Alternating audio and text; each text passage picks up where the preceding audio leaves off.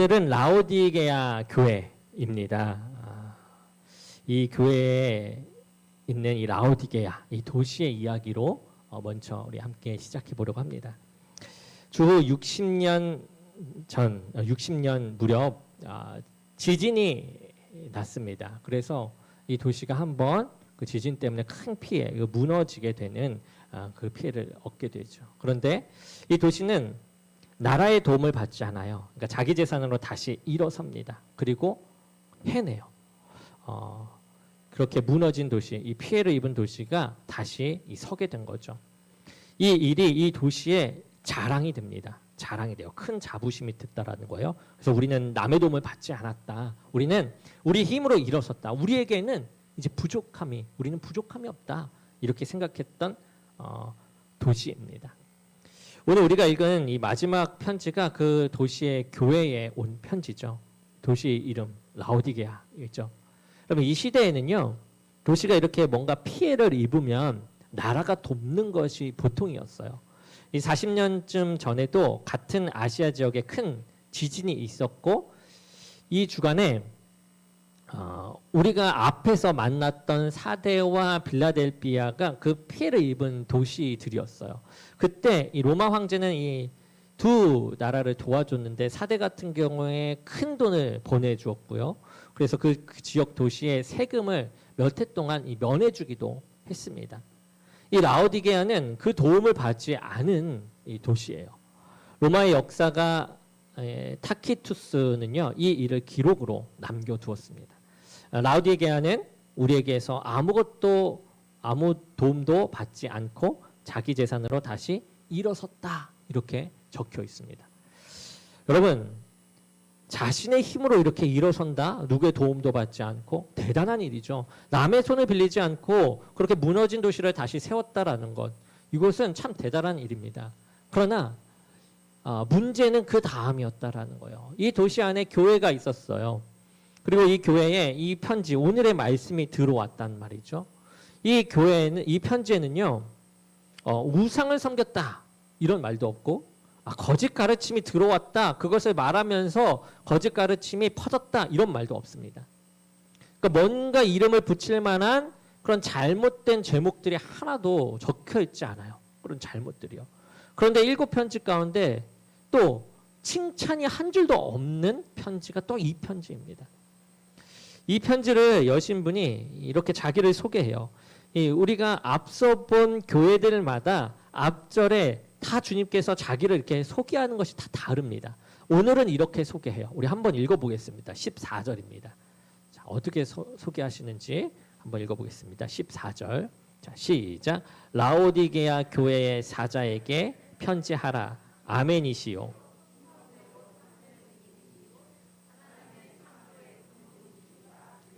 아멘. 이렇게 얘기해요. 자, 여기에 보면 세 마디를 나눠서 볼 수 있는데, 앞에 두 마디는 같은 거예요. 그러니까 아멘이라라는 말, 무슨 뜻입니까? 참되다라는 뜻이죠. 그것이 맞습니다라는 뜻이죠. 그리고 뒤에 충성되고 참된 증인이다라는 말도 같은 것입니다. 그리고 이 말을 한 줄로 하면 이거죠. 이분이 하신 말은 사실이다, 참되다, 이런 뜻이죠. 그리고 세 번째 마디에 나온 말이 창조의 근본이시다라는 말이 나와요. 자, 이 창조의 근본이다라고 하면 하나님이 맨 처음 만드신 존재라는 뜻으로 또 들릴 수 있는 표현이거든요. 한국말로 봤을 때. 그러나 그런 뜻이 아니죠. 여기에서 근본이라고 옮긴 말은 처음 만들어진 것이다라는 뜻이 아니라 모든 것이 거기서 시작된 근원을 뜻해요. 그러니까 만들어진 첫 존재가 아니라 만드신 분이라는 말이죠. 우리는 알고 있지만 이 말씀에 적혀 있는 이 한글의 표현이 또 잘못 인식될 수 있어서 제가 다시 한번 말씀을 드린 겁니다. 자, 이렇게 하나님은 자신을 이렇게 소개합니다. 자, 여러분, 이 라오디게아 교회, 자기 힘으로 도시를 세웠다라는 것, 이렇게 자랑하는 그 도시 한복판에 모든 것이 나로부터 시작되었다, 그것이 참이다라고 하시는 분이 이렇게 지금 편지를 보내고 있다라는 거예요. 그리고 그 편지의 17절, 너가 말하기를 이라는 말이 나오죠. 말로 시작하는 부분입니다. 이 편지 안에는 보면요. 너가, 내가. 그러니까 두 개의 말이 들어있어요. 하나는 이 교회가 자기에 대해서 자기를 평가하면서 하는 말이고, 다른 하나는 참된 증인이신 주님께서 이 교회에 대해서 하신 말이에요. 그리고 어느 쪽이 사실인지는 편지를 앞부분을 보면 이미 밝혀지면서 시작되죠. 어느 것이 사실인지. 자, 15절을 보면요. 주님께서 먼저 말씀하십니다. 우리 함께 읽어보겠습니다. 시작. 내가 내 행위를 아노니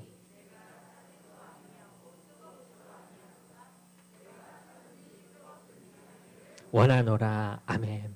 자, 16절에서 주님은 그 뒤에 15절 지금 읽은 절 그 뒤에 보면요. 그 상태를 뭐라고 부르죠? 차지도 뜨겁지도 않은 그 상태를 미지근하다. 그렇게 부르고 있죠. 자, 여기서 미지근하다라고 말한 말은요. 이 신약 성경에 여기에서 딱 한 번 나오는 말이라고 합니다. 그러니까 주님은 왜 이 교회가 그렇게 되었는지 여기서 설명하지 않으시죠. 그리고 다음 절에 이렇게 말합니다. 이 18절을 보면요. 너희가 그러니까 말하기를 나는 부자라 부유하여 부족한 것이 없다 하나 이렇게 말하고 있죠. 이렇게 말하고 있습니다. 사랑하는 성도 여러분, 이 교회가 이제 자기에 대해서 한 말이 여기 있어요. 그러니까 두 가지 말이 나온다고 한 부분에서 앞에는 주님께서 하신 말. 지금 나는 부자라 부유하여 부족할 것이 없다라고 말한 것이 이 교회가 한 말이에요. 나는 부자다, 부유하다, 부족한 것이 없다 이렇게 말해요. 자, 그런데 주님은 그 말을 그대로 받아주지 않아요. 뭐라고 얘기하죠? 부족한 것이 없다 하나라고 얘기해요. 하나. 이게 무슨 말입니까? 이 하나라는 말 한마디로 이 세 가지가 사실이 아니야 이 말이죠.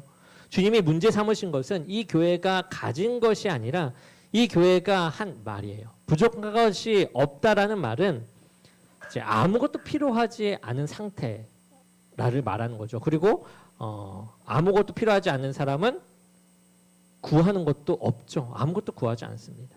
그래서 오늘 우리가 스스로에게 물어야 할 질문이 이거예요.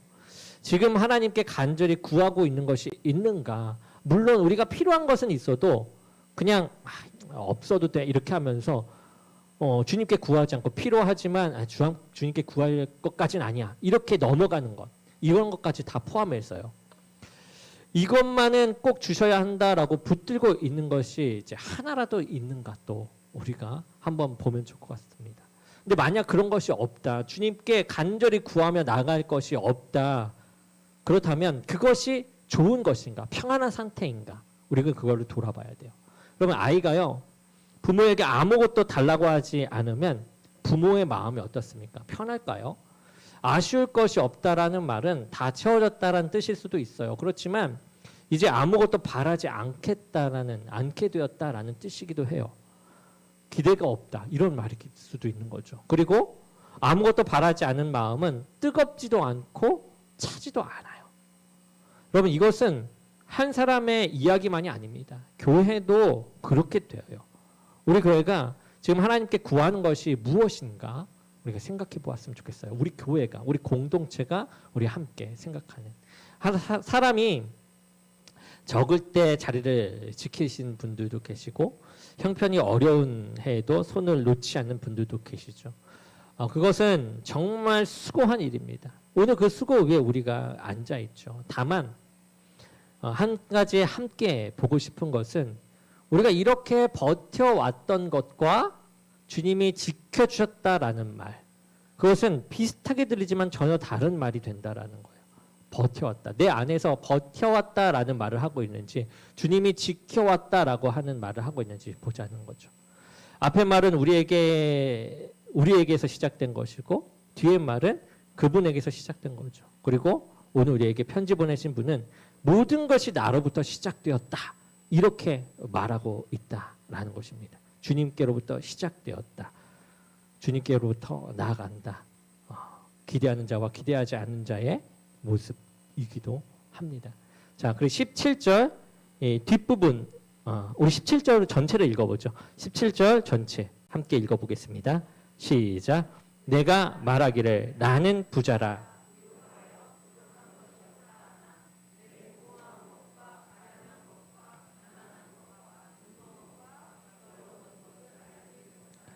아멘.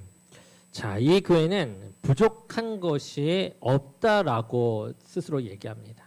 그런데 참된 증인은 거기에서 5가지를 보고 있죠. 자, 뭐였습니까? 곤고하고 가련하고 가난하고 눈이 멀었고 벌거벗었다. 자, 같은 교회에 대해 이렇게 2가지 의견이 나뉘는 거예요. 우리는 어느 쪽이 사실인지 알아요. 보시는 분이 하신 말이 사실이죠. 사랑하는 성도 여러분, 증인은 본 것을 말하는 사람입니다. 보지 않은 사람은 증인이 될 수가 없어요. 재판에서 증인석에 앉은 사람은 그 사건, 그 자리에 있었던 사람입니다. 그러니 이 교회가 자기에 대해 한 말이 틀린 이유도 분명한데 뭐냐? 그들은 보지 못했어요. 그들은 보지 못했어요. 그것이 17절 마지막에 나옵니다. 뭐라고 나옵니까? 알지 못하는도다. 이번 주간에 우리는 이 말과 또 정반대의 말을 한번 들었었죠. 서문화 교회 할 때. 가난하고 고생했던 교회였습니다. 이 교회에게 주님은 내가 너의 환난과 궁핍을 알거니와 실상은 너가 부요한 자라라고 말해요. 그러니까 가난한 교회에게는 내가 안다라고 했어요. 근데 오늘 부자라고 말하는 교회에게는 너는 알지 못한다라고 얘기해요. 부요와 가난을 가르는 것은 그런 형편이 아니었다라는 겁니다. 자, 이제 18절을 보면요. 주님은 3가지를 사라고 하세요. 자, 이제 불로 연단한 금, 흰옷, 그리고 안약입니다. 그러면 이 3가지가 앞에 나온 결핍들 있죠. 5가지와 이렇게 연결이 돼요. 짝이 이루어지는 그런 부분이 있습니다. 가난하니까 금을 사라 하시고 벌거벗었으니까 옷을 사라 하십니다. 그리고 보이지 않기 때문에 보지 못하기 때문에 안약을 사라고 하시죠. 3가지에 붙은 이제 목적이 서로 달라요. 금은 부유하게 하려고 사라 하시고 옷은 벌거벗은 수치를 보이지 않게 하려고 사라 하십니다. 그리고 안약은요. 이렇게 사라 해요.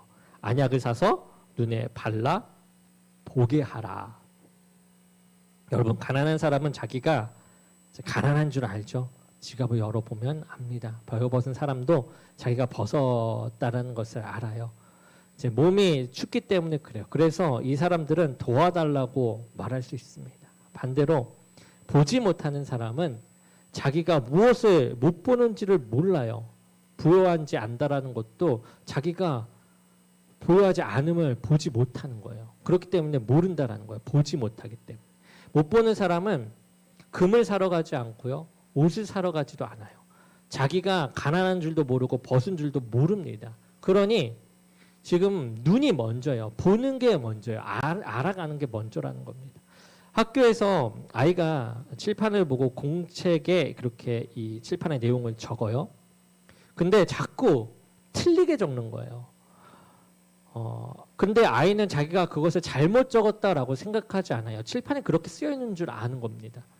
어느 날 선생님이 부모님에게 전화를 해요. 아이의 눈이 뭐 문제가 있는 것 같으니까 검사를 해 보시기 바랍니다. 부모님도 몰랐던 일이었어요. 아이가 눈이 안 보인다고 말한 적이 한 번도 없거든요. 그래서 안경을 맞추러 갑니다. 그리고 눈을 검사를 해서 안경을 맞춰요.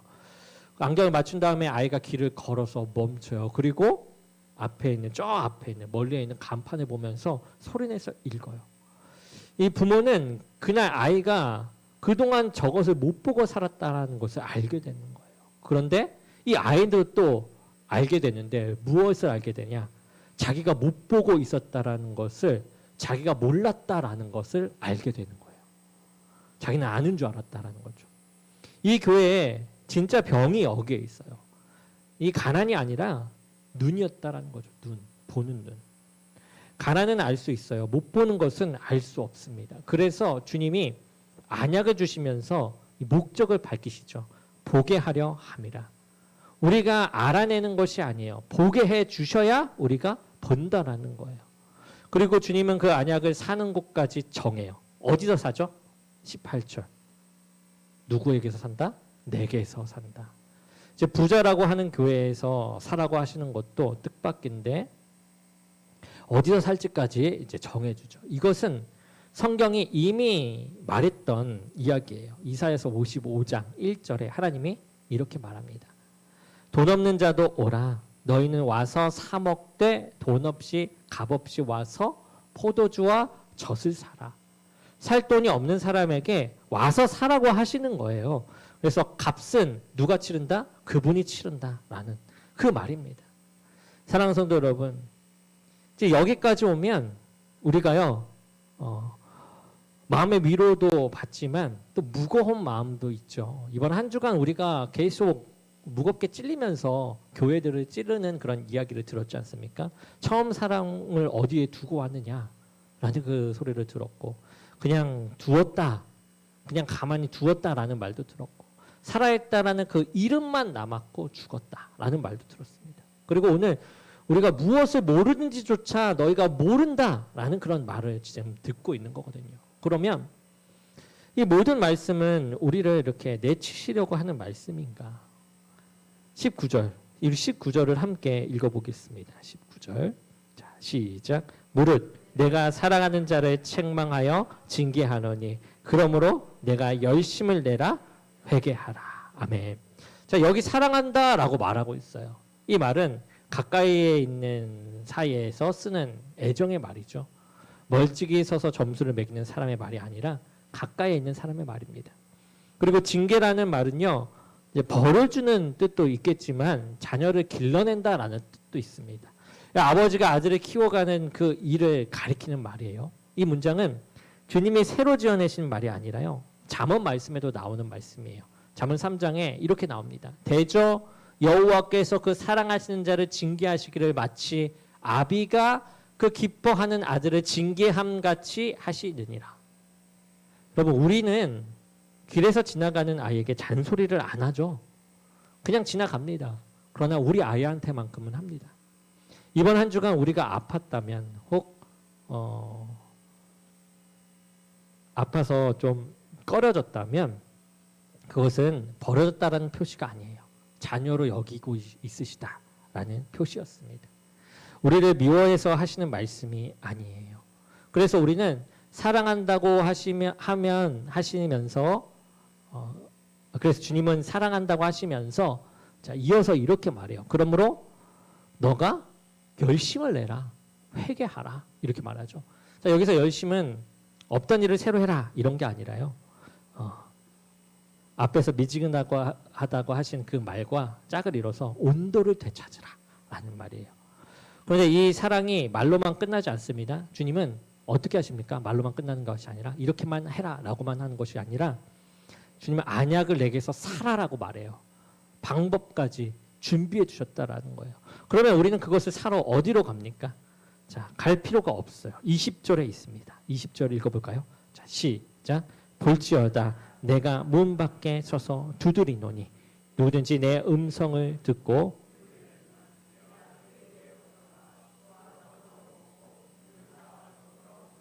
아멘. 자, 파시는 분이 지금 우리 문 앞에 와 계신 거예요. 이미 살 곳이 바로 앞에 있다라는 거예요. 자, 사랑하는 성도 여러분,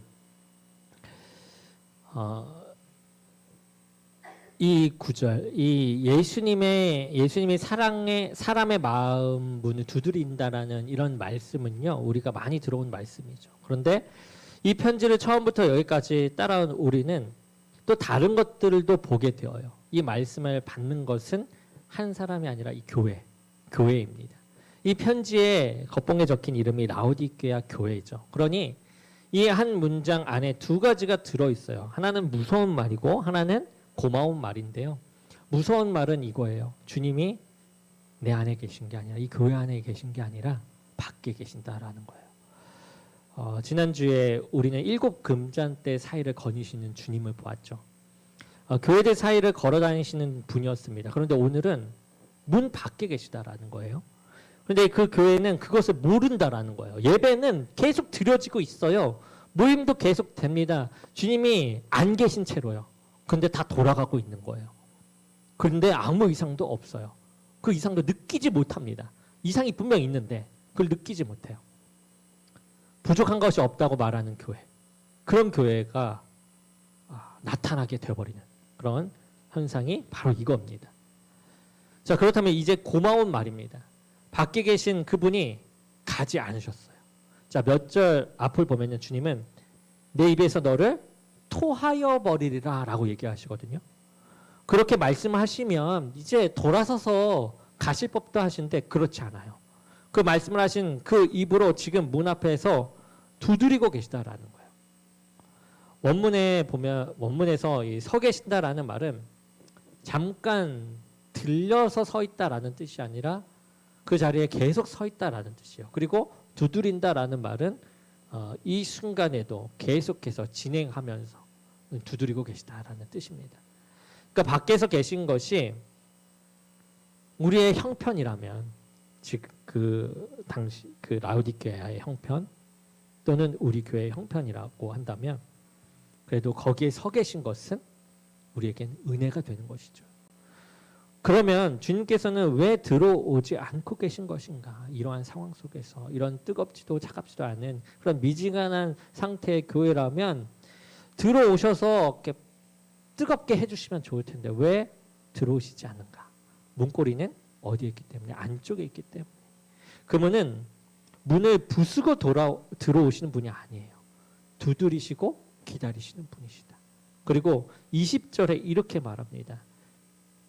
누구든지 내 음성을 듣고 문을 열면, 문을 여는 것이 먼저가 아니라 뭐죠? 뭐가 먼저죠? 듣는 것이 먼저예요. 듣는 것. 그리고 그 음성은 밖에서 오는 거죠. 그러니 문을 여는 힘도 우리가 짜내는 것이 아니라 듣게 되면 저절로 그냥 열게 되는 겁니다. 밖에서 들려온 그 소리에서 그 힘이 나오는 거예요. 두드리는 소리가 없으면 우리는 열 마음도 열 생각도 할 수가 없는 것이죠. 문을 열면 또 이렇게 하시겠다라고 하십니다. 내가 그에게로 들어가 그와 더불어 먹고 그는 나와 더불어 먹으리라. 자, 여기 함께 먹는다라는 말은 하루를 다 마치고 저녁에 오래 앉아서 먹는 그 밥상을 가리키는 거예요. 인사만 하고 가는 그런 말씀이 아닙니다. 오래 머물겠다라는 그런 말씀이죠. 이번 주간 우리가 보면 이 마지막 부분마다 교회 마지막 부분마다 이기는 자에게 주시는 약속을 매일 하나씩 들었거든요. 생명나무의 열매, 생명의 관, 감추었던 만나, 새벽별, 흰옷, 성전의 기둥, 그리고 오늘입니다.